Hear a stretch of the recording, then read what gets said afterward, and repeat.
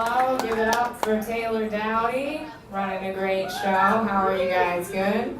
That's awesome. I'm doing great, thank you. Guys, I'm Espi. This is my voice. It's not good, right?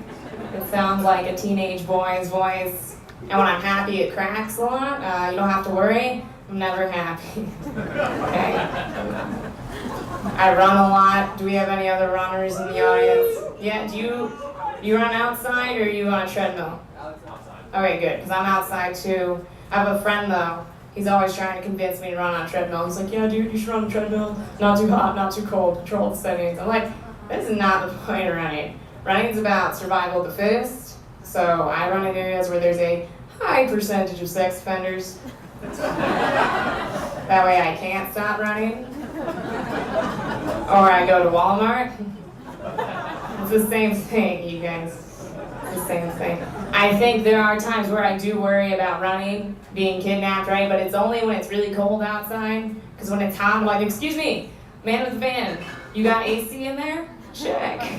Cold water? Check. Don't mind if I do. What's the matter? Open. Oh, just tell the kids in the back to move over. I will fit. We will make this work out. How do you guys feel about bumper stickers? You like them? Yes? No?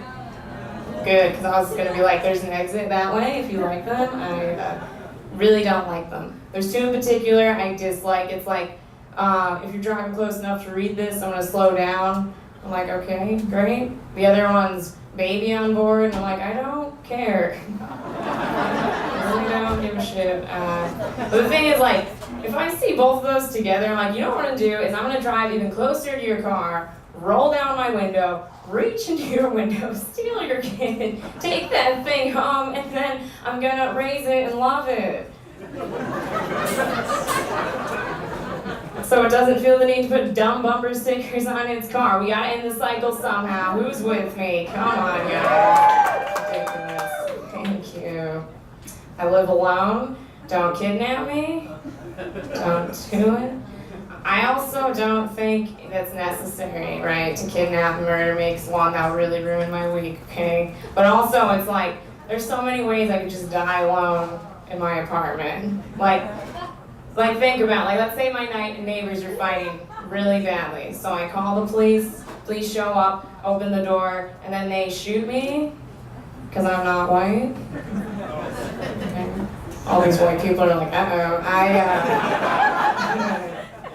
What if there's a snake in my apartment? So I call animal control. Animal control shows up and then they shoot me because I'm not white. Okay, no, but for real though, we all know this one. You should not shower during a lightning storm because what can happen? You got a guy will bust in with a cow prod, electrocute you to death because you're not white. You guys are like, there's too many white people in here. Like, I don't like it. I don't like it. I see people drinking alcohol. That's cool. The first time I drank, I had 11 shots of vodka. And then for like 3 days, I was sick. Yeah, I was like, whew, lying in bed. I was like, man, so worth it, right? Did that for 5 years straight. I was an alcoholic. I think anyone can be an alcoholic. You're just not trying hard enough. Come on, throw them back. Let's go. Okay. I had tried for, I've been sober for 3 years now, but there had been a point. Thank you, appreciate it. I had been trying for a long time. And I remember there was this point, I was 4 days sober, which was a big deal for me. And then I messed it up because I went to a bar to hang out with my friends. I'd been drinking water, but I accidentally grabbed my friend's vodka soda. And all my friends were like, dude, what are you doing? And I was like, I didn't mean to drink it. It's fine. I'm just going to go to the bathroom, throw it out before it affects me, right? And I got to the bathroom and I was like, I just ate a lot of juice, Lynn.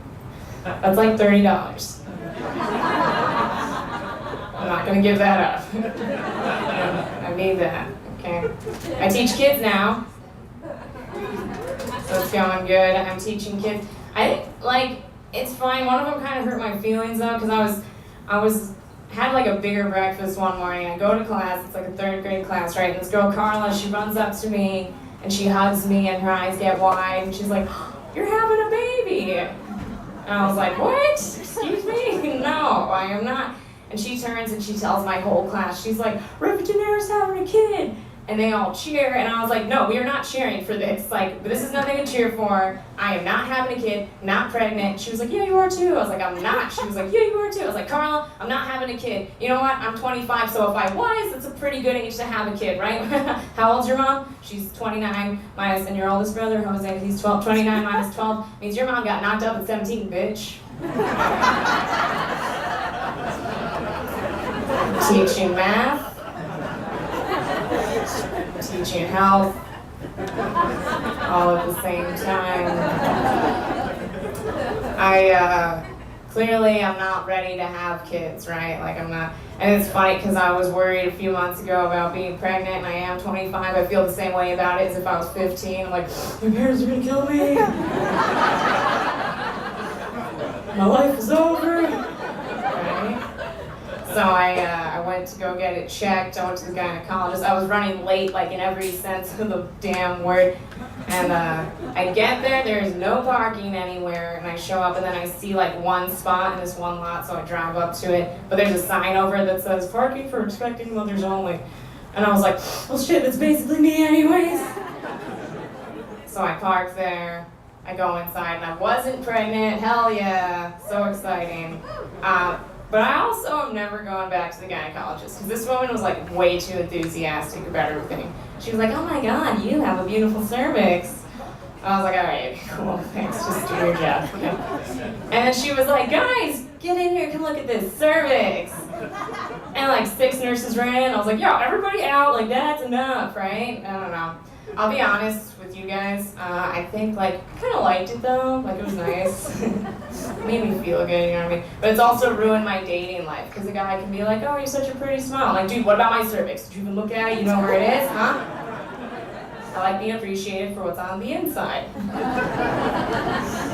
You know? Little creepy story, I was walking home alone the other night, right? And these 3 guys follow me. So I jump in my car, right, and then this one guy goes, hey, you know, we just wanted to talk. And it's like, how stupid do you think I am to pass up an opportunity like that? Like, I could use more friends. Right? Like, pile in, we're going to Denny's, we've been getting brunch together, it's been tight, like everyone's worried. We're not friends, don't worry about it. Actually though, when I was in college, I was studying a lot of languages. I studied Russian was one of them. And so I moved here. I'm from New York originally, moved here. Are you guys from New York, or are you just cheering for New York? You love it? Okay, that's cool. So I moved here, right, and I needed a car. So I go to this car lot, and the woman that owned the lot, she was Russian. So I was excited, I spoke to her. I was like, oh, добрый день, я тоже говорю по-русски, очень приятно. And she just looks at me, and she's like, but why do you know Russian? Are you an American spy? And I was like, no, I'm not organized enough for that. But she started showing me around the lot, and I realized she's only showing me trucks.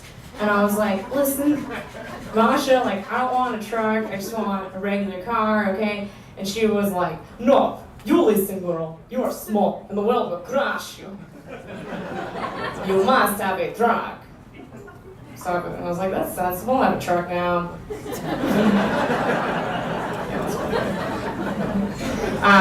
Let's see, you guys killing bugs ever? Woo! Yeah, this guy's really killing them over there. I don't know, I saw like 2 on the floor, and I used to have the biggest phobia of all bugs, and I couldn't, and then I realized being in a bad mood about it, super helpful, right? So I come home, pissed off about whatever, see these 2 roaches on the floor. So I ate one, and the other one I was like, go tell your fucking friends, pretty. Go tell them.